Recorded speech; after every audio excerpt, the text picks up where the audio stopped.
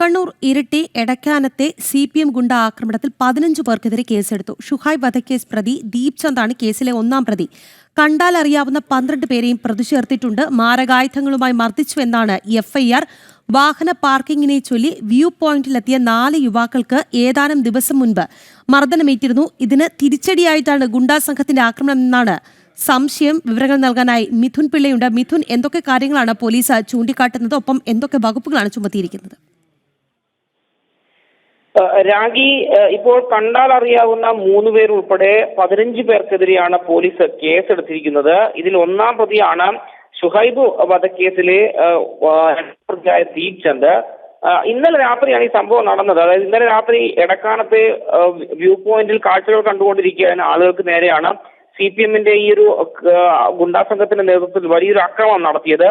കണ്ണിൽ കണ്ടവരെയൊക്കെ അവർ മാരകായുധങ്ങൾ ഉപയോഗിച്ച് ആക്രമിക്കുകയായിരുന്നു. ഇതിൽ 5 പേർക്ക് പരിക്കേറ്റിട്ടുണ്ട്. അതായത് കഴിഞ്ഞ ദിവസം, അതായത് ഏതാനും ദിവസം മുമ്പല്ല, കഴിഞ്ഞ ദിവസമാണ് ഈ വാഹന പാർക്കിങ്ങിനെ ചൊല്ലി വ്യൂ പോയിന്റിലെത്തിയ 4 യുവാക്കൾക്ക് മർദ്ദനമേറ്റത്.